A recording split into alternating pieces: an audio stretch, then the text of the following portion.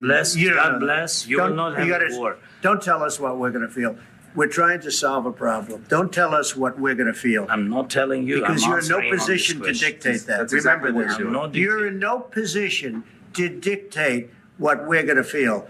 You We're will- going to feel very you will good. Feel influenced. We're going to feel I'm- very I'm good and telling very you, strong. you will The fight in the White House between U.S. President Donald Trump and Ukraine's leader Volodymyr Zelensky is the perfect symbol of what the United States has done to Ukraine in recent years. Your country's Can I- in big can I- trouble. can I Wait a answer? minute. No. Can You've I done a lot answer? of talking. The U.S. treats Ukraine like a colony, and now Trump is demanding hundreds of billions of dollars of payment by extracting minerals and other natural resources from Ukraine. And in that fight in the White House, Trump says it all openly. He tells Ukraine's leader, you don't have the cards. This is not your decision to make. The U.S. is making this decision on Ukraine's behalf. You're right now not in a very good position. You've allowed From the yourself very- to be in a from very the bad very position, beginning and of he the happens war. to be right about From the it. very beginning of the war. You're not Mr. in a Brown, good position. I You don't was have the cards right now. With us, you start having not playing cards. But cards. right now, you don't. I'm very You're playing serious, cards. Mr. President. You're I'm playing very cards. And when a journalist asked Trump what the U.S. is going to do in the future in Ukraine, if the U.S. is going to leave troops, Trump's response was, we're going to have workers taking the minerals and the rare earth elements from Ukraine. You know, we have security in a different form. We'll have workers there digging, taking the raw earth so that we can create a lot of great product in this country. The U.S. government pushed Ukraine into this war in the first place, using Ukraine as a proxy to try to hurt Russia, to weaken Russia. And now that the U.S. and NATO lost the war, Trump is simply throwing Ukraine under the bus and in the process trying to make hundreds of billions of dollars in profits. Trump is imposing on Ukraine a minerals deal in which the U.S. will be paid hundreds of billions of dollars in revenue from Ukraine's natural resources. And the British newspaper The Telegraph obtained a copy of this agreement that Trump is imposing, and it referred to this as a form of economic colonialism, saying the United States is turning Ukraine into an economic colony. When Zelensky was in the White House, a journalist asked Trump what Ukraine will get out of this minerals deal. And Trump said, Ukraine's not going to get anything. It's the United States that is going to be paid hundreds of billions of dollars, and the U.S. is going to get access to Ukraine's minerals. He was proud of this. He boasted about this. And in particular, Trump said that the U.S. wants to get access to rare earth elements. Although when you listen to this clip, listen carefully, and you can hear that Trump actually repeatedly says raw earth elements. He apparently doesn't know what rare earths are. He refers to them as raw earths repeatedly. It's clear that he was just given a talking point by one of his assistants. But in these comments, you can hear that the U.S. is exploiting Ukraine's minerals, and the U.S. is going to profit from this deal. How does this provide long-term security for Ukraine? Well, we don't know exactly how much because we're going to be putting some money in a fund that we're going to get from the raw earth that we're going to be taking and sharing in terms of revenue. So it's going to be a lot of money will be made from the sale and from the use of raw earth. And as you know, our country doesn't have much raw earth. We have a lot of oil and gas, but we don't have a lot of the raw earth. And what we do have is protected by the environmentalists, but that can be unprotected. But still, it's not very much.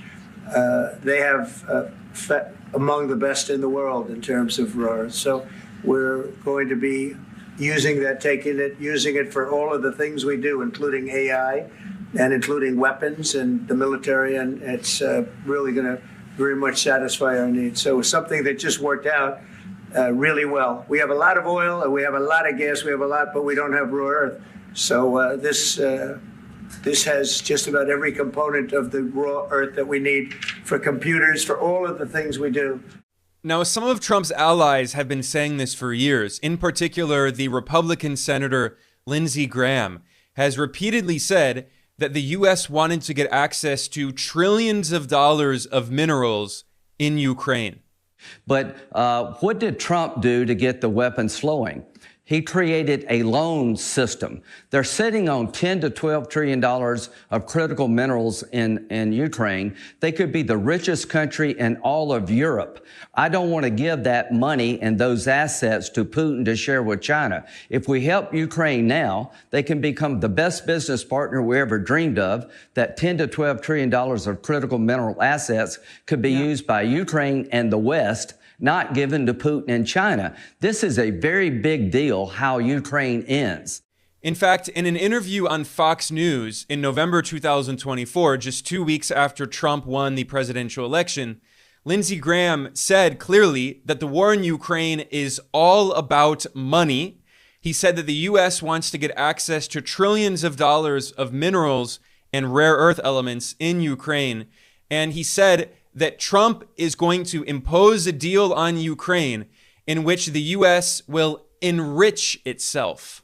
But we're 1,000 days into this war. Ukraine is still standing. This war is about money. People don't talk much about it. But you know the richest country in all of Europe for rare earth minerals is Ukraine. $2 to $7 trillion worth of minerals that are rare earth minerals, very relevant to the 21st century.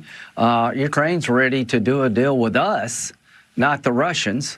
So it's in our interest to make sure that Russia doesn't take over the place. It's the breadbasket of really the developing world. 50% of all the food going to Africa comes out of Ukraine. We can make money and have an economic relationship with Ukraine that'd be very beneficial to us with peace. So Donald Trump's going to do a deal to get our money back, to enrich ourselves with rare earth minerals. This is colonialism. What the United States is doing to Ukraine, its so-called ally, is 21st century colonialism. This is how the U.S. empire treats its so-called allies. The U.S. empire is turning Ukraine into a resource colony to extract its minerals and rare earth elements, which are very important for U.S. technology companies. You know, Trump wants to reindustrialize the U.S., and the U.S. needs to get access to minerals and rare earths, and they think that Ukraine has trillions of dollars worth of these elements. And also, it should be pointed out that extracting rare earths and processing them is extremely toxic. It's very bad for the environment. Researchers have warned about this. In a scientific article published in 2024, they wrote, quote, "The long-term large-scale mining and utilization of rare earths has caused serious environmental pollution and constitutes a global health issue, which has raised concerns regarding the safety of human health," end quote. So the U.S. wants to take these rare earths from Ukraine, and in the process, the U.S. is going to pollute Ukraine. But of course, the U.S. treats Ukraine as a colony, so they don't care. They don't want to pollute people domestically in the U.S., although, you know, Trump criticized environmentalists. But this is how the U.S. empire treats Ukraine, as a colony, so they can poison the Ukrainian people, because the way that the U.S. empire sees it, Ukraine has been destroyed as a country thanks to the U.S. using Ukraine as a puppet, pushing Ukraine into this war, this proxy war against Russia. Ukraine lost, the U.S. lost, NATO lost. So now the U.S. wants to suck Ukraine dry and poison the country in the process. And there is, of course, a geopolitical element of this. It's not just U.S. corporate greed. It's also the fact that the United States is trying to weaken China. The U.S. is waging a new Cold War on China, and China plays a central role in global supply chains, especially for rare earth elements and critical minerals. And the U.S. Congress has a committee on the Communist Party of China that is dedicated to plotting the new Cold War and planning ways to try to weaken Beijing. And the U.S. Congress published a lengthy report that is called the Critical Minerals Policy Working Group Final Report. And it's subtitled Creating Resilient Critical Mineral Supply Chains. And this document is part of a larger campaign backed by the U.S. military that refers to China's role in the critical mineral supply chain as a national security threat. Those are the words of the U.S. Department of Defense. So the U.S. thinks that Ukraine could be a potential new source for rare earths in order for the U.S. to reduce its dependency on China and try to weaken China by removing it from the supply chain. Everything that the Trump administration is doing is aimed at trying to weaken China. And of course, this is bipartisan. The Biden administration was doing this as well. However, unlike Biden, Trump has proposed that the U.S. should try to ally with Russia against China. Trump admitted openly in an interview in October 2024 that he wants to divide Russia and China as part of his strategy to weaken Beijing. The one thing you never want to happen is you never want Russia and China uniting. We united them. It's a shame. The stupidity of what they've done. Well, I'm going to have to ununite them, and I think I can do that too. I have to ununite them. In fact, if you watch the full meeting that Trump held with Zelensky in the White House on the 28th of February, as I did, if you go through all of it, you can see that Trump hinted at this. He said the U.S. wants to invest in Ukraine to get access to its rare earths, or as he said, raw earths, and other minerals. And he said that the U.S. wants to use that to create technology, including weapons. And then Trump said that the U.S. is going to use those weapons in many locations, as he said. Listen here. We'll have workers there digging, taking the raw earth so that we can create a lot of great product in this country. This is an incredible agreement for Ukraine because we have a big investment in their country now, and what they have, very few people have. And we're able to really go forward with very, very high-tech things and many other things, including weaponry that we're going to use in many locations, but that we need for our country.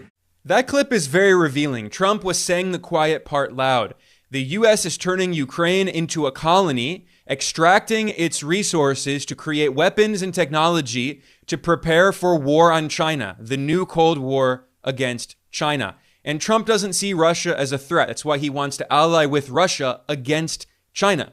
Now, as I explained in the other video that I did about this, which I will link to in the description below, I don't think that Trump will be successful in dividing Russia and China. I could be wrong, but I think he's going to fail. But the point is that Trump doesn't care about peace. This is not about peace. This is about turning Ukraine into a colony to prepare for a future war against what the U.S. sees as the real so-called threat, which is China. Now, according to The Telegraph, the British newspaper, which is actually linked to the Conservative Party, so they're somewhat sympathetic to Trump, but they also deeply support Ukraine and they're very anti-Russia. And this newspaper obtained the original draft of the deal that Trump has been trying to impose on Ukraine. And according to the language of this deal, it would give the United States control over the, quote, mineral resources, oil and gas resources, ports, other infrastructure, end quote, in Ukraine.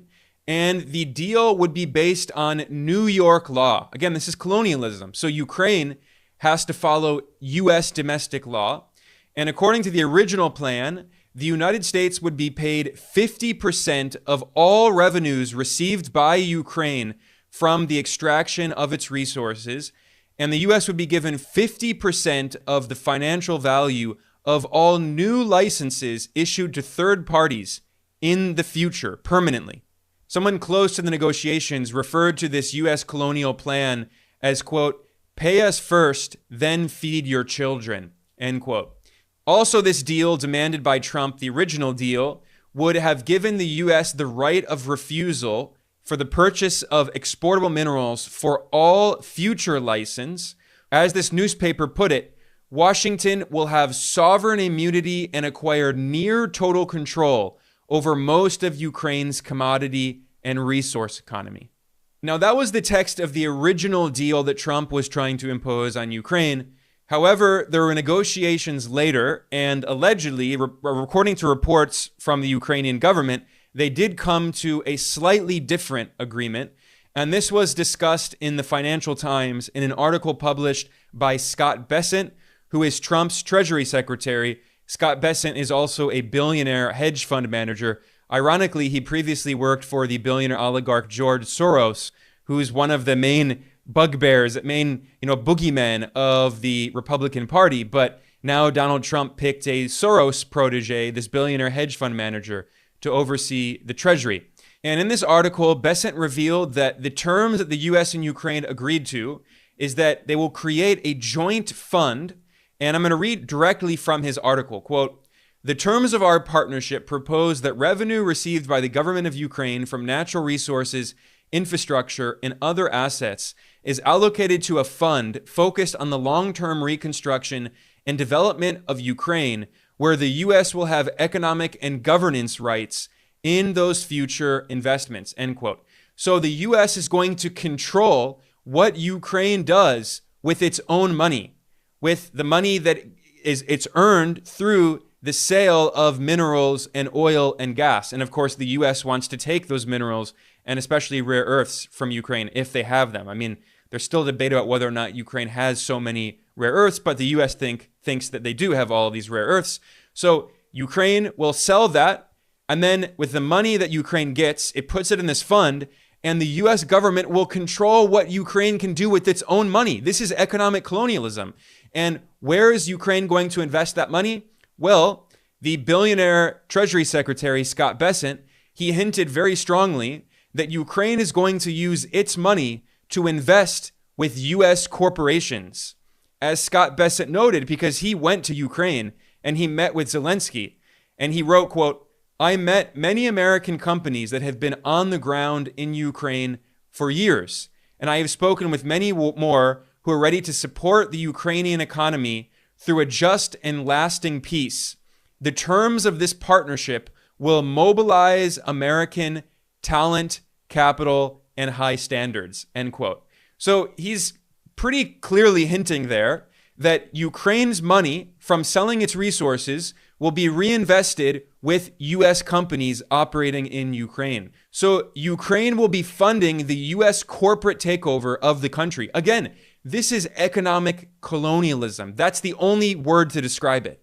Now, after the U.S. Treasury Secretary Scott Bessent published that article in the FT, the Financial Times published another report that provides a little more information about this Ukraine deal. The FT pointed out that according to the language of the deal, this Ukraine fund will be set up, quote, "with the encumbrance legal claim of such revenues in favor of the United States," end quote. So not only is the U.S. going to decide what the fund will do with this money that comes from Ukraine, but the U.S. will have a legal claim over the revenues that Ukraine gets from exporting its minerals. And as the Financial Times pointed out, they published Scott Bessent's article, but they pointed out that he conveniently did not mention how much of the proceeds from mineral extraction will be allocated to the fund or how much will be paid to the United States. He conveniently left out this very important detail about how much money the U.S. is going to be paid from Ukraine. And by the way, one of the most incredible details of this article is that Bessent reveals that Zelensky visited Trump in Trump Tower in September 2024, and the Ukrainian leader proposed giving the U.S. a stake in Ukraine's rare earth elements and critical minerals. And this was part of his attempt to convince Trump to continue giving Ukraine weapons to fight against Russia. So this is the ultimate irony of all of this, is that Zelensky was always a Western puppet, in particular a U.S. puppet. The U.S. used Ukraine to fight this proxy war against Russia. They lost the war. Now Trump is throwing Ukraine under the bus, sacrificing Ukraine. And this proposal that Zelensky had made, it has gone on steroids. Trump is demanding even more than Zelensky had originally proposed. So this is why, again, this is a lesson to other countries around the world. By the way, I should point out that this is similar to what the U.S. did to Iraq after the U.S. invaded Iraq in an illegal war of aggression in 2003. The U.S. overthrew the Iraqi government and created a puppet regime. And then what happened?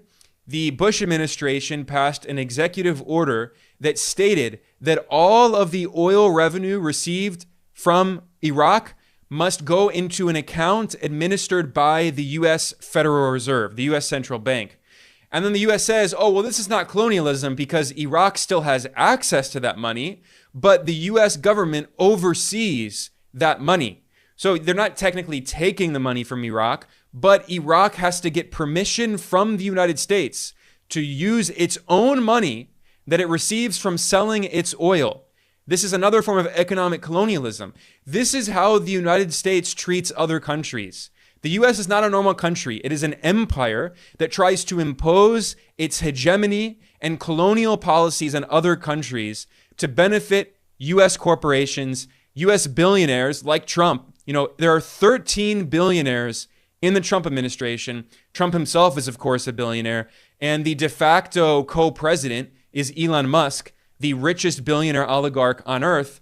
And what the Bush administration did to Iraq was just the beginning of what now the U.S. is doing to Ukraine, which again, Ukraine is its supposed ally. This is how the U.S. treats its allies. This is why the infamous U.S. imperial strategist Henry Kissinger famously said, quote, "It may be dangerous to be America's enemy, but to be America's friend is fatal," end quote. And Ukraine, unfortunately, is learning the hard way that it is definitely fatal. The U.S. is destroying Ukraine's economy after the U.S. pushed Ukraine into this war against Russia and destroyed an entire generation of Ukrainians. It's really completely tragic to see what the U.S. is doing to the Ukrainian people. It is so sad. And Trump was asked about this in the White House in a press conference on the 25th of February, 3 days before Zelensky arrived in Washington.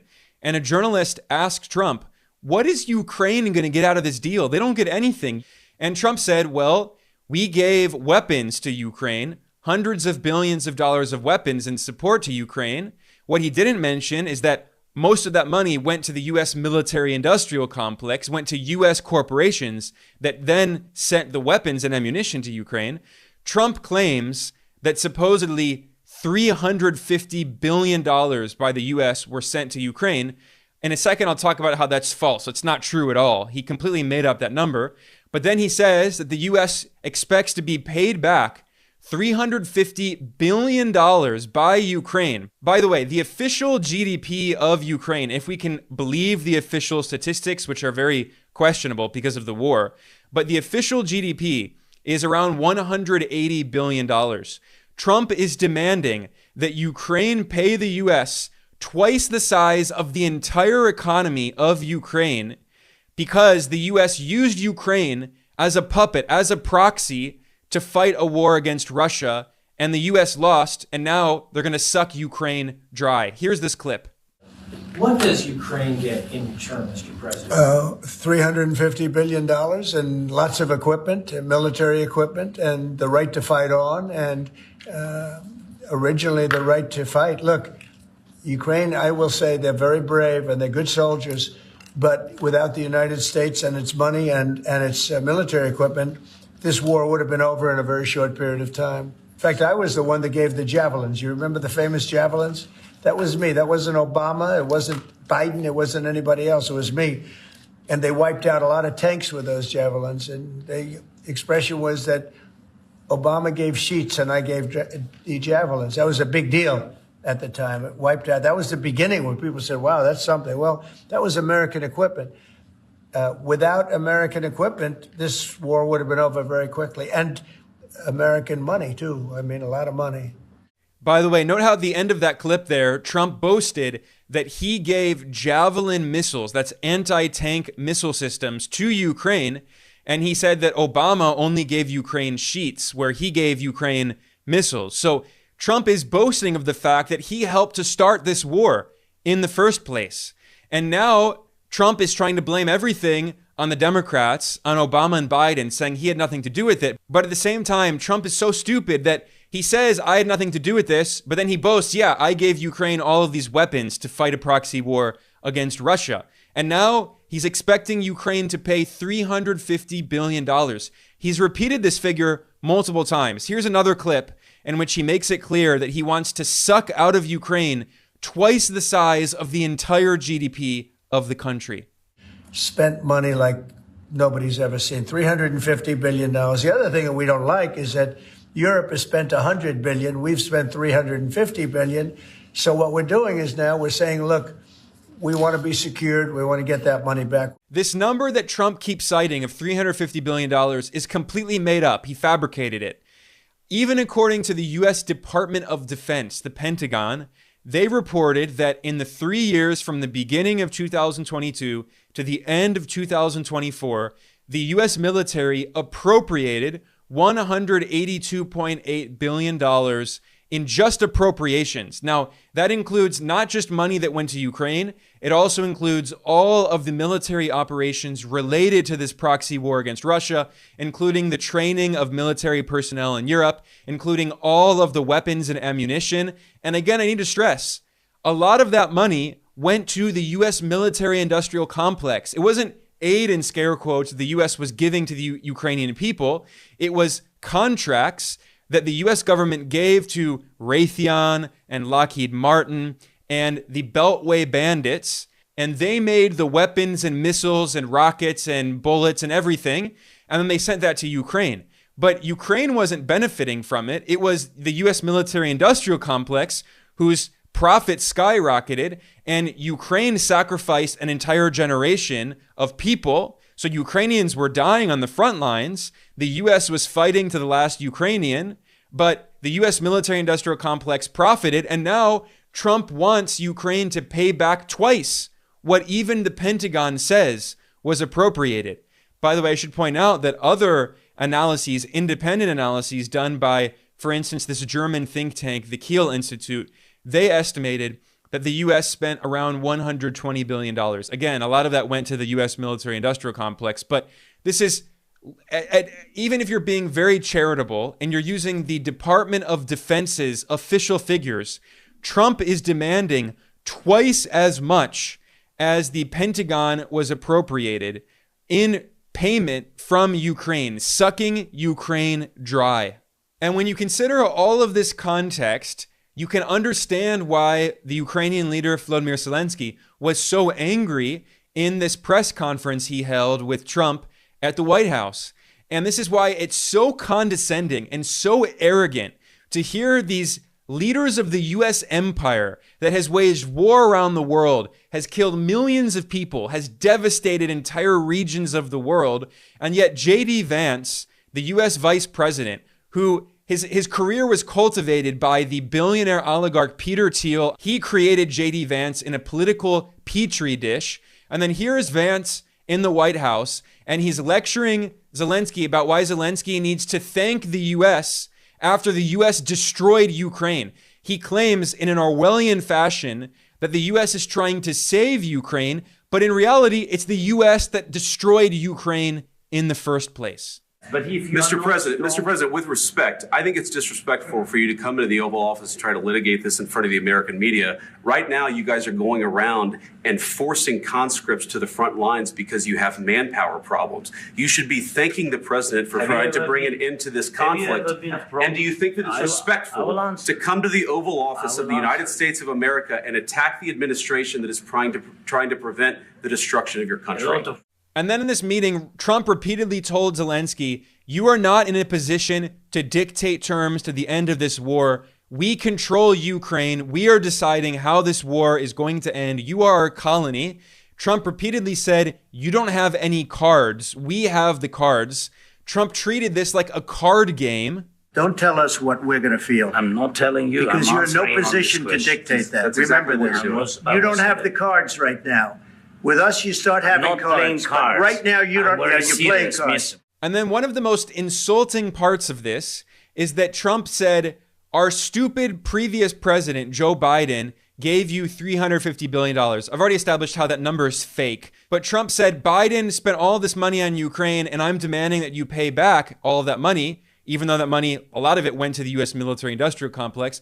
And then Zelensky, I mean, this guy is a total U.S. puppet, and he's now realizing that he destroyed his country on behalf of the U.S. empire, and he's being blamed for it. And this is why Zelensky's like, wait, you can't blame me. It was your government. Yes, it was a Democrat, but it was still the U.S. government. Trump can't come in and say suddenly that now the U.S. is a new country. Everything that happened before I entered the White House never happened because now I'm the president and Biden was a previous president. That's not how politics works. Trump is the leader of the United States.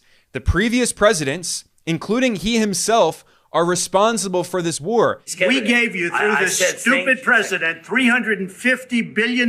You voted we gave for you your military equipment, You and you voted men for are your brave, president. but they had to use our military. What about West? If you didn't have You our invited military me- equipment, you invited if me you to didn't speak- have our military equipment, this war would have been over in 2 weeks. In fact, Trump repeatedly boasted that he gave the Javelin missile systems to Ukraine. And he boasted that Obama only gave blankets and sheets, but Trump gave missiles. And now Trump says, oh, I had nothing to do with this. Blame my predecessors. This is why Zelensky says, but it was your government. The people of the U.S. voted for Biden and Obama, and then they also voted for you. You're all responsible. Trump wants to erase all of that history and simply is telling Ukraine, pay up. For you, what That wasn't with me. That was with a guy named Biden, who was not a smart person. That was with Obama. It was your president. Excuse me. That was with Obama, who gave you sheets, and I gave you javelins. Yes. I gave you the javelins to take out all those tanks. Obama gave you sheets. In fact, the statement is Obama gave sheets and Trump gave javelins. You got to be more thankful, because let me tell you, you don't have the cards. With us, you have the cards. But without us, you don't have any cards. That fight in the White House is, for me, the perfect symbol of this colonial relationship that the U.S. has with Ukraine. The U.S. fought until the last Ukrainian. You know, Trump and Vance were yelling at Zelensky and telling him to be grateful because they no longer have any soldiers to fight in Ukraine. You have to be thankful. You don't have the I'm cards. thankful. You're buried there. You're people are dying. tell you You're again, running low I know. on soldiers. Don't- Listen, don't please, you're running Mr. low President. on soldiers. But that's because the U.S. and NATO fought to the last Ukrainian. They're the ones who sacrificed Ukrainians, and now they're telling Ukraine to be grateful for us sacrificing you. And then the worst of all of this, the cherry on top of the imperial hypocrisy, is that the U.S. is demanding to be paid back after the U.S. fought to the last Ukrainian. It is so vile. It is so cynical. And then after all of that, as if it weren't insulting and stomach churning enough, the obsequious Trump toady, Lindsey Graham, this Republican senator who obediently tells Trump, yes, sir, whatever you want. Yes, sir, I will do it. Please tell me what to do. He goes out in a press conference, and then Lindsey Graham says that Ukraine and Zelensky can no longer be trusted to be partners in business investments of the U.S., acting as though Ukraine is benefiting from this. Ukraine's not benefiting. It's the U.S. that is benefiting from extracting the minerals from Ukraine and turning Ukraine into a colony. At the end of the day, I was hoping that this minerals deal, which would be transformative in the relationship, would go over well. What I saw in the Oval Office was disrespectful, and I don't know if we can ever do business with Zelensky again. And I think he has made it almost impossible to sell to the American people that he's a good investment.